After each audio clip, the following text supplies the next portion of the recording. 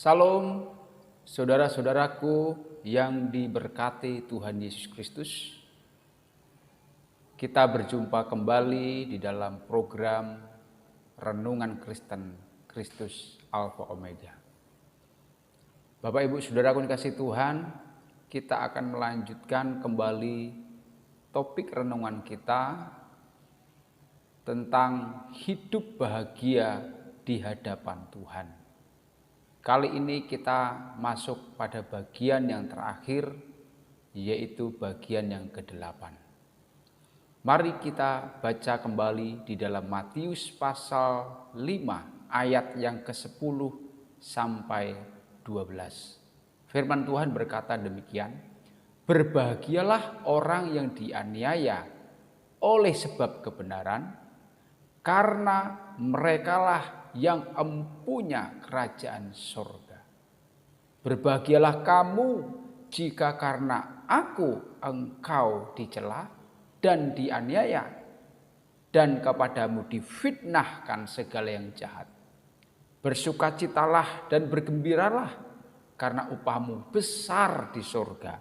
Sebab demikian juga telah dianiaya nabi-nabi yang sebelum kamu." Bapak Ibu Saudaraku yang dikasihi Tuhan,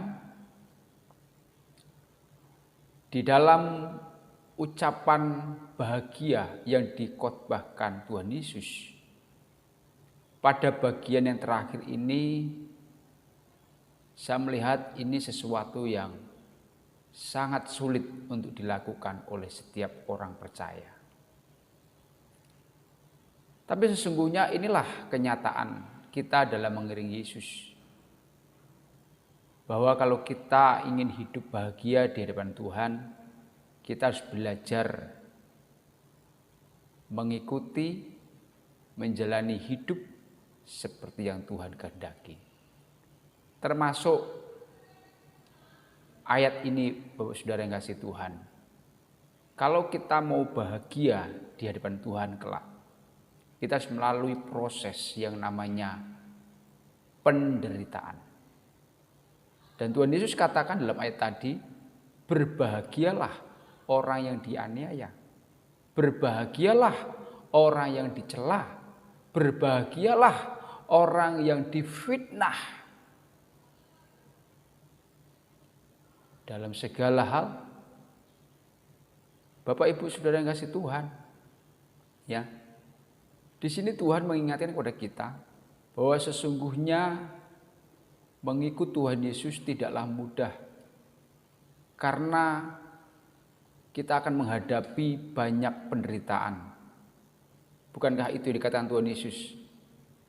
Kalau kamu mau mengikut aku, kamu harus pikul salib, sangkal diri. Itu adalah sesuatu yang sangat sulit. Itu adalah penderitaan yang harus dihadapi orang percaya, Saudara. Nah, tetapi kita sebagai orang percaya harus tahu, Bapak Saudara, penderitaan apa yang sesungguhnya yang pada akhirnya membawa kebahagiaan. Tidak semua penderitaan itu dianggap membahagiakan di hadapan Tuhan. Karena banyak orang menderita, ya, sesungguhnya tidak sesuai apa yang Tuhan inginkan. Ingat, di dalam ayat ini bukan orang yang menderita yang dikatakan berbahagia. Bukan orang yang dicela, difitnah itu dikatakan berbahagia. Tetapi kebahagiaan di sini, ya, itu ditujukan kepada orang yang menderita karena apa? Nah, ada banyak orang yang menderita itu karena kesalahannya. Nah, tentu hal seperti ini bukan menjadi satu kebahagiaan di hadapan Tuhan. Ya. Jadi banyak orang menderita itu bukan karena kehendak Tuhan, bukan karena kebenaran, tetapi oleh karena kesalahan, oleh karena keteledoran, oleh karena kelalaian kita, Bu Saudara. Nah, tentu ya penderitaan seperti itu Tuhan tidak jamin kebahagiaannya. Ya. Lalu penderitaan apa yang sungguhnya Tuhan jamin kebahagiaan untuk kita? Dikatakan di sana, orang yang menderita karena kebenaran. Kata kebenaran di situ di dalam bahasa aslinya, teks aslinya yaitu dalam bahasa Yunani itu adalah aletheia. Ya. Aletheia itu artinya ya kebenaran yang sejati. Nah, kebenaran yang sejati di dunia ini tidak lain dan tidak bukan hanyalah Yesus. Yesus adalah kebenaran yang sejati. Jadi penderitaan, aniaya yang pada akhirnya mendatangkan kebahagiaan itu adalah ketika kita menderita karena kebenaran, menderita karena Yesus, ya. Dan kebenaran itu sendiri, Saudara, ya, harus kebenaran Kristus Yesus, bukan kebenaran menurut akal kita, bukan kebenaran menurut hati kita, ukuran kita, Saudara, ya. Jadi jelas sekali, Saudara, ya, Tuhan mengatakan bahwa orang yang menderita, orang yang teraniaya, orang yang terkucil, ya, orang yang difitnah karena kebenaran yaitu Yesus, hidup mereka akan bahagia. Apa kebahagiaan orang yang menderita karena Kristus? Dikatakan di sana, mereka akan memiliki kerajaan surga. Mereka akan menempati kerajaan Allah, ya. Dan kerajaan surga di sini adalah kehidupan yang kekal, ya. Di mana kita akan bersama-sama dengan Tuhan di langit baru, bumi baru, dan itu kekal, Saudara. Tapi untuk mendapatkan itu semua, kita harus melewati proses panjang di dunia ini, ya, yaitu pikul salib, ya. Kita harus sangkal diri, itu adalah penderitaan, Saudara. Dalam kehidupan kita sehari-hari, seringkali identitas kita sebagai orang Kristen, orang percaya, di tengah-tengah kalangan ya mayoritas, kita seringkali dipandang sebelah mata. Kita seringkali dikucilkan, kita seringkali diejek, kita seringkali disisihkan, didiskriminasi. Kekristenan ya yang kita miliki, apalagi ketika kita tinggal di lingkungan yang mayoritas bukan kalangan kita, kekristenan seringkali menjadi hal yang begitu menyakitkan karena kita dikucilkan, disisihkan. Bahkan mungkin kalau kita ya di tempat bekerja, mungkin kita satu-satunya orang Kristen, orang percaya, kita diperlakukan berbeda, ya. Nah, itu bagian daripada penderitaan. Itu bagian daripada ya aniaya batin, ya. Batin kita teraniaya.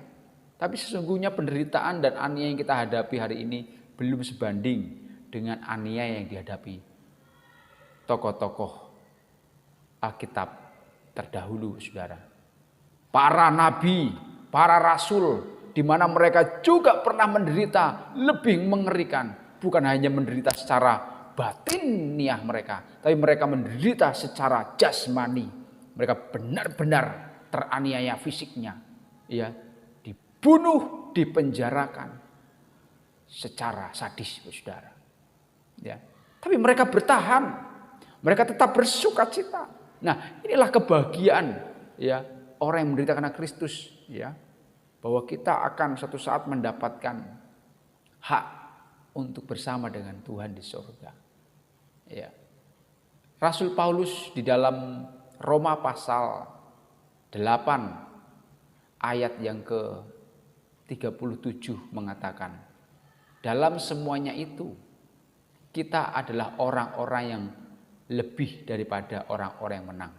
Ya, dalam semuanya itu, kalau kita melihat konteks dari ayat itu, dalam semuanya itu Paulus maksudkan bahwa dalam segala penderitaan yang dihadapi jemaat Tuhan yang setia, mereka tuh lebih daripada orang-orang yang menang. Jadi orang-orang yang menang di dalam Tuhan bukan orang-orang yang banyak uang, orang-orang yang selalu sukses secara materi, orang-orang yang selalu sehat secara fisik.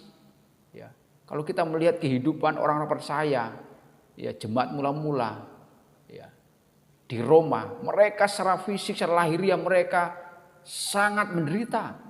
Mereka mengalami kesakitan, ketelanjangan, ya mereka dianiaya fisik mereka. jasmani, rohani mereka, jiwa mereka teraniaya. Tapi mereka kuat, mereka bertahan. Mereka tidak mundur sedikit pun. Dan Paulus katakan, orang-orang yang seperti ini orang-orang yang lebih daripada pemenang. Bapak Ibu Saudara kasih Tuhan, mari kita tetap terus kuat di dalam Tuhan sekalipun teraniaya. Ya. Bagaimana sikap kita dalam menghadapi aniaya penderitaan? Di dalam ayat 12 Tuhan Yesus katakan di sana, bersukacitalah dan bergembiralah. Nah, ini Bu Saudara, ya. Kita akan menjadi lebih daripada pemenang. Kita akan benar-benar bahagia nantinya di depan Tuhan. Dalam menghadapi penderitaan, kita harus punya sikap tabah, kuat. Harus menunjukkan sukacita, harus menunjukkan kegembiraan. Kita tidak boleh bersungut-sungut kepada Tuhan. Kita tidak boleh patah semangat. Kita tidak boleh mundur apalagi meninggalkan iman. Karena tidak kuat menderita demi Kristus. Bapak Ibu sudah kasih Tuhan, mari bersama saya kita semua belajar kuat di dalam Tuhan. Aniaya, penderitaan yang kita alami di dunia ini tidak sebanding dengan kemuliaan yang akan kita terima di surga kelak. Oleh karena itu, mari tetaplah berbahagia, tetaplah bersyukur, bersukacitalah, bergembiralah, bertahanlah ketika engkau menderita karena Kristus. Melalui firman Tuhan ini, mari bersama-sama kita kuat di dalam Tuhan. Kiranya kita diberkati Tuhan untuk jadi berkat dan kita menerima kemuliaan Tuhan di kehidupan yang akan datang. Tuhan Yesus berkati. Salam.